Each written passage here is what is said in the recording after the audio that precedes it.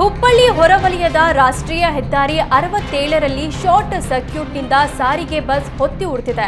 ಬಸ್ನಲ್ಲಿ ಬೆಂಕಿ ಹೊತ್ತಿಕೊಳ್ತಿದ್ದಂತೆ ಚಾಲಕ ಪ್ರಯಾಣಿಕರನ್ನ ಕೆಳಗಿಳಿಸಿದ್ದಾರೆ. ಆದ್ರಿಂದ ಬಸ್ನಲ್ಲಿದ್ದ ಸುಮಾರು 50ಕ್ಕೂ ಹೆಚ್ಚು ಜನರು ಸುರಕ್ಷಿತವಾಗಿದ್ದಾರೆ.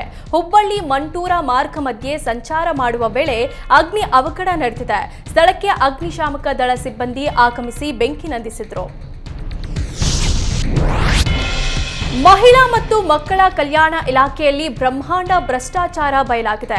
ಅಂಗನವಾಡಿ ಕಾರ್ಯಕರ್ತೆಯರು ಮೇಲ್ವಿಚಾರಕಿ ಮತ್ತು ಸಿಡಿಪಿಒ ವಿರುದ್ಧ ಭ್ರಷ್ಟಾಚಾರದ ಆರೋಪ ಕೇಳಿಬಂದಿದೆ. ರಾಯಚೂರಿನಲ್ಲಿ ಅಂಗನವಾಡಿ ಕಾರ್ಯಕರ್ತೆಯರು ಹಾಗೂ ಮೇಲ್ವಿಚಾರಕಿ ನಡುವೆ ಮೊಟ್ಟೆಯ ಹಣಕ್ಕಾಗಿ ಕಿತ್ತಾಟ ನಡೆದಿದೆ. ದೇವದುರ್ಗ ತಾಲೂಕಿನ ಮಸರಕಲ್ ವಲಯದ ಮೇಲ್ವಿಚಾರಕಿ ಕಮಲಾಕ್ಷಿ ದರ್ಪ ಅನಾವರಣವಾಗಿದೆ.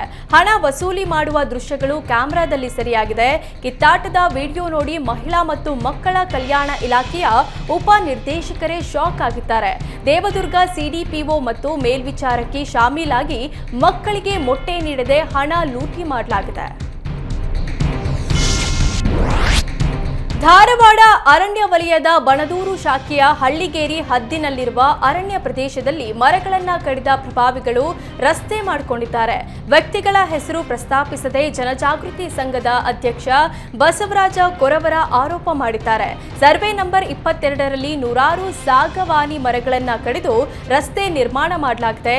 ಕರ್ನಾಟಕ ಅರಣ್ಯ ಕಾಯ್ದೆ 1863ರ ಸೆಕ್ಷನ್ 24ರಂತೆ ಕರ್ತವ್ಯ ಮತ್ತು ಜವಾಬ್ದಾರಿಗಳನ್ನು ಮರೆತಿರುವ ಅಧಿಕಾರಿಗಳ ವಿರುದ್ಧ ಕ್ರಮಕ್ಕೆ ಬಸವರಾಜ್ ಕೊರವರ ಆಗ್ರಹಿಸಿದ್ದಾರೆ. ರಿಸರ್ವ್ ಫಾರೆಸ್ಟ್ ಪಕ್ಕದಲ್ಲೇ ಇರುವ 32 ಎಕರೆಯನ್ನ ಆ ನಾಯಕರ ಪತ್ನಿ ಹೆಸರಲ್ಲಿದೆ. ಆ ಜಾಗಕ್ಕೆ ಹೋಗಲು ಸಾವಿರಾರು ಮರಗಳನ್ನ ಕಡಿಯಲಾಗಿದೆ. ಖಾಸಗಿ ವ್ಯಕ್ತಿಗಳ ಅಂಧ ದರ್ಬಾರ್ಗೆ ಅರಣ್ಯ ಇಲಾಖೆಯ ಅಧಿಕಾರಿಗಳೇ ಸಾಥ್ ಕೊಟ್ಟಿದ್ದಾರೆ ಅಂತ ಆರೋಪಿಸಲಾಗಿದೆ. ಮತ್ತೊಮ್ಮೆ ಸ್ವಚ್ಛ ನಗರಿ ಬಿರುದು ಪಡೆದುಕೊಳ್ಳಲು ಮೈಸೂರಿಗರು ಕೈ ಜೋಡಿಸಿ ಅಂತ ಅಂತಾರಾಷ್ಟ್ರೀಯ ಖೋ-ಖೋ ಆಟಗಾರ್ತಿ ಬಿ ಚೈತ್ರಾ ಮನವಿ ಮಾಡಿದ್ದಾರೆ. ಸ್ವಚ್ಛ ಸರ್ವೇಕ್ಷಣಾ ಅಭಿಯಾನದ ರಾಯಭಾರಿಯಾಗಿರುವ ಬಿ ಚೈತ್ರಾ ಸಾರ್ವಜನಿಕರಲ್ಲಿ ಮನವಿ ಮಾಡಿದ್ದಾರೆ. 2016ರಲ್ಲಿ ಸ್ವಚ್ಛ ನಗರಿ ಬಿರುದು ಪಡೆದುಕೊಂಡಿದ್ದೆವು. ಕಳೆದ ವರ್ಷ 27ನೇ ಸ್ಥಾನಕ್ಕೆ ಬಂದಿದ್ದೆವು. ಈ ವರ್ಷ ಸ್ವಚ್ಛ ನಗರಿ ಬಿರುದು ಪಡೆದುಕೊಳ್ಳಲು ಪ್ರಯತ್ನಿಸುವಂತೆ ಆಗ್ರಹಿಸಿದ್ದಾರೆ. ಮೈಸೂರು ಸ್ವಚ್ಛ ನಗರಿಯಾಗಲು ಒಬ್ಬರಿಂದ ಸಾಧ್ಯವಿಲ್ಲ. ಎಲ್ಲರ ಸಹಕಾರದಿಂದ ನಾವು ಮತ್ತೊಮ್ಮೆ ಸ್ವಚ್ಛ ನಗರಿ ಸ್ಥಾನ ಪಡೆಯಬಹುದು ಅಂತ ತಿಳಿಸಿದ್ರು. ಇದೀಗ ಮತ್ತೆ ಸ್ವಚ್ಛ ಸರ್ವೇಕ್ಷಣೆ ಪ್ರಾರಂಭವಾಗಿದೆ.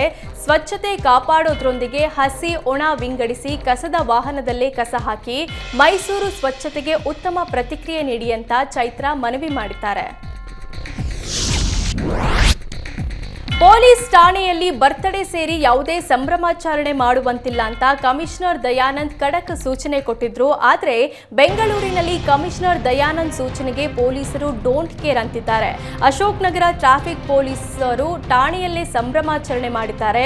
ಇನ್ಸ್ಪೆಕ್ಟರ್ ನಟರಾಜ್ ವರ್ಗಾವಣೆಯಾಗಿದ್ದು ಬೀಳ್ಕೊಡುಗೆ ನೆಪದಲ್ಲಿ ಸಂಭ್ರಮಾಚರಣೆ ಮಾಡಿದ್ದಾರೆ. ಠಾಣೆಯಲ್ಲಿ ಇನ್ಸ್ಪೆಕ್ಟರ್ ನಡೆದುಕೊಂಡು ಬರುವಾಗ ಹೂಮಳೆಗೈದು ಸಂಭ್ರಮಾಚರಣೆ ಮಾಡಿದ್ರು. ಕಮಿಷನರ್ ದಯಾನಂದ್ ಆದೇಶಕ್ಕೆ ಕಿಮ್ಮತ್ತೇ ಇಲ್ಲದಂತೆ ವರ್ತಿಸಿದ್ದಾರೆ.